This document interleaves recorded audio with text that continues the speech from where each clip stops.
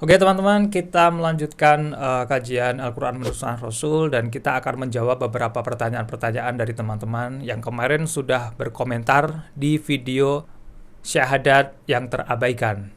Nah Ustadz, ini ada beberapa pertanyaan nih dari teman-teman subscriber kita di channel Mental Ulum yang kemarin kita sudah mengkaji ya tentang syahadat yang terabaikan. Nah ini ada pertanyaan dari teman-teman Ustadz. Yang pertama yaitu dari Ali. Assalamualaikum Ustadz. Waalaikumsalam. Ustadz, mohon penjelasannya, apakah syahadat yang disembunyikan seperti apa? Oh, maksudnya seperti ini Ustadz. Mohon penjelasannya Ustadz, syahadat yang disembunyikan itu seperti apa? Nah, Ya, baik, Saudara Ali ya.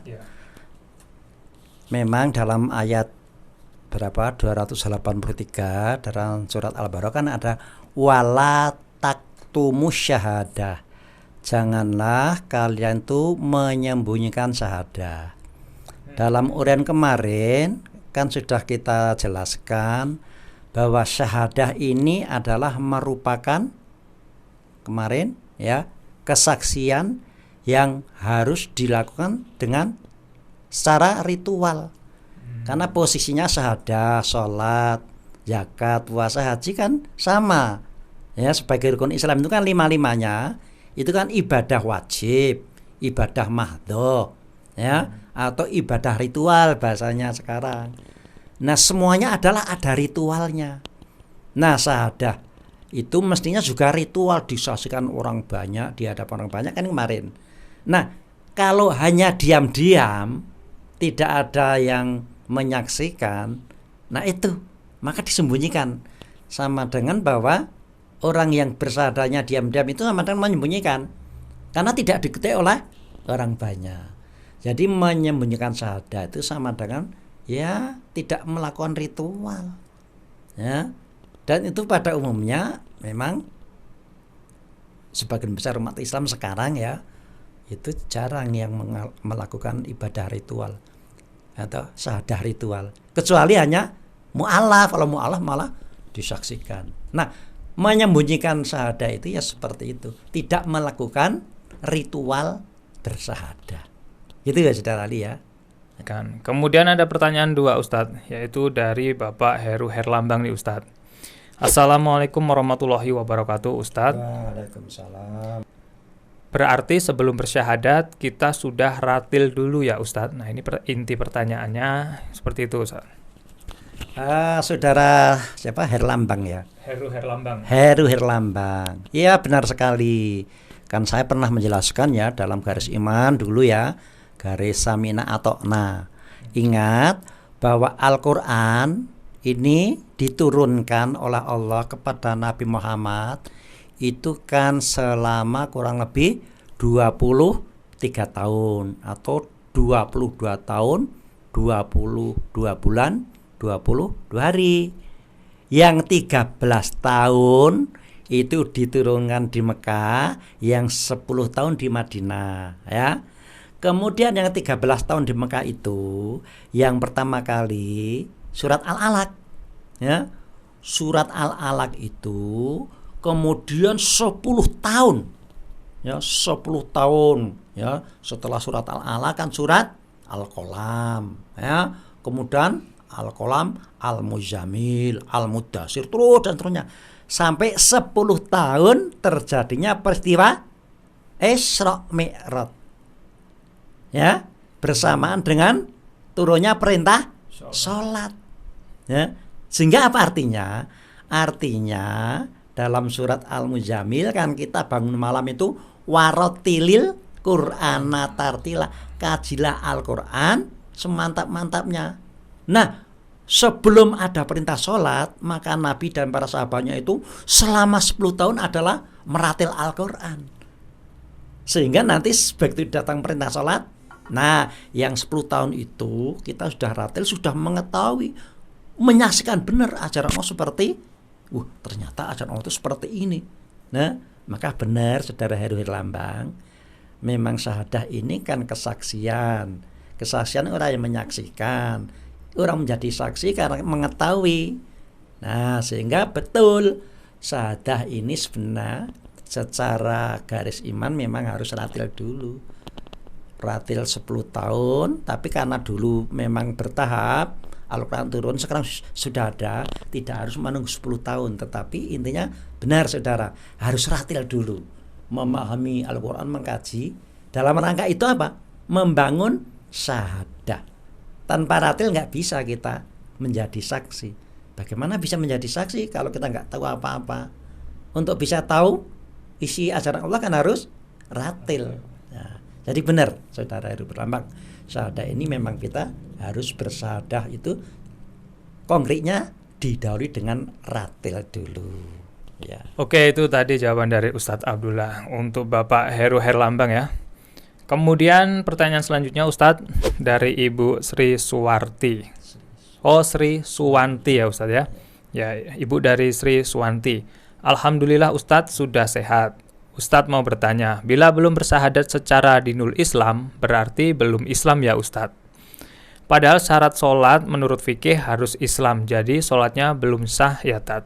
Nah, ini pertanyaan dari Ibu Suwanti Ustadz. Ya, terima kasih Bu Sri Suwanti. Pertanyaannya bagus. Ingat bahwa syahadah itu ini kan tinjauan hadis. Yang ditanyakan Bu Sri Suwanti kan berkaitan dengan tinjauan hadis yang berbunyi bunyal Islamu ala khamsin, kan? Islam itu bunia.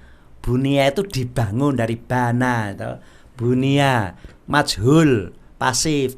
Islam itu dibangun melalui 5 tahapan pembangunan, ya kan? Bunia dibangun. Jadi Islam itu adalah diibaratkan sebuah bangunan.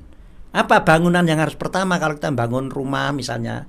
Kan fondasinya dulu syahadah, ya kan? Setelah syahadahnya kuat, baru kita bangun tiang-tiangnya, itu sholat.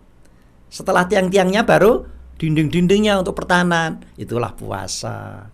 Kemudian supaya hidupnya bisa tentram, enak, zakat, ventilasinya. Kemudian agar sempurna sebuah bangunan harus ada atapnya, itulah haji. Bagaimana kalau belum bersyahadah sebagian dunia Islam tapi sholat? Nah, itu kan 5 tahapan. Jadi ibaratnya orang mau bangun rumah, fondasinya belum kuat, kemudian mendirikan tiang. Coba dibayangkan gimana Bu Sri? Ya, bukannya apa? Bukannya belum Islam. Mungkin sudah Islam tetapi belum kuat ya? Belum kuat, belum sempurna. Belum sempurna. Karena fondasinya kan nggak ada kalau baru bersyahadah. Berarti bangunnya coba nggak ada fondasinya. Dapat Ibu bayangkan, mungkin ada angin dikit, mudah roboh. Dan ironinya sekarang kan karena mengabaikan syahadah, yang penting sholat, puasa, zakat, haji, maka nanti kenyataannya kalau syahadah nggak kuat, mudah terumbang-ambingkan oleh situasi dan kondisi. Jadi saya nggak berani mengatakan kalau belum bersyahadah kemudian belum Islam. Kan boleh saja bangun, sudah nggak usah pakai fondasi, langsung tiangnya, tapi kan nggak kuat, mudah roboh. Ya, jadi kalau kita belum bersyahadah, ya katakanlah sama saja kita sudah bersyahadah, sudah berhaji, berzakat, tapi belum haji, kan tidak sempurna atau belum sempurna, ya. Jadi syahadah di sini memang itu yang saya katakan terabaikan. Bagaimana kalau kita sudah terlanjur Islam, sudah sholat, sudah sekarang kita susulkan kan bisa, ya, syahadahnya kita susulkan, ya, kita melakukan kesaksian di depan orang banyak. Jadi bukannya yang belum bersyahadah secara baik dan benar kemudian belum Islam, cuma Islamnya dapat dipastikan mesti mudah goyah karena fondasinya tidak ada, ya belum kuat. Gitu. Ini ada pertanyaan lanjutan nih Ustaz. Ya. Ini ada pertanyaan lanjutan dari Ibu Sri Suwanti nih ternyata. Pertanyaan lanjutan Ustadz, jadi kita bersyahadat itu harus ada proses tertentu ya Ustadz, atau ritual tertentu mengenai syahadat. Kemudian apakah zaman Nabi dahulu pernah dilakukan sebelum bersyahadat mengerjakan sholat 2 rakaat? Apa nama sholatnya Ustadz? Dan berapa kali kita harus bersyahadat? Wah, ini lengkap banget nih pertanyaan. Ya. Baik, Bu Sri Siswanti memang kritis ini Ibu ini ya. Ya, jadi zaman Nabi, nanti silakan baca hadis-hadisnya ya. Jadi orang-orang yang habis peperangan ya, yang sempurna kufur, kemudian takluk ya, kemudian dia ingin masuk Islam, katakan menjadi mu'alaf. Ini biasanya nanti mereka itu memang diajari dulu. Sebelum diajari lafaz kalimat syahadah, memang dia disuruh mandi ya. Kemudian di sholat nanti diberi suratnya yang akan dibaca itu ya. Jadi sholatnya itu namanya bukan sholat yang Sunnah. yang mahdhoh tadi ya.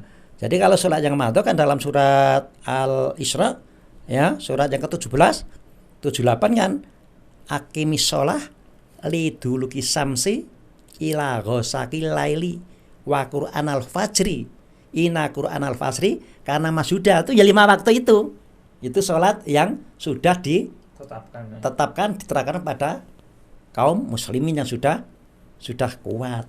Tetapi sholat ini adalah sholat sebagai persyaratan. Namanya ada sholat itu nanti dalam Al-Quran sholat daim ya. Sholat daimun. Nah, kan sholat itu kan ibadah ritual. Tetapi ada sholat yang bukan termasuk ibadah ritual ya. Ingat pengertian sholat itu sendiri kan belum tentu ritual ya. Dalam Al-Quran surat Al-Ahzab ayat 56, innallaha wa malaikatahu yusholluna ngala nabi ya.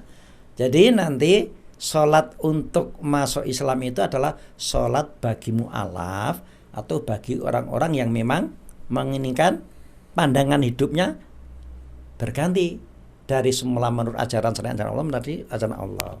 Tapi dalam hati-hati nanti silakan Ibu nanti cari di Bukhari Muslim ada ya contohnya. Tetapi kalau yang bersyahadat di depan Nabi itu kan kemarin saya contohkan seperti siapa? Umar bin Khattab.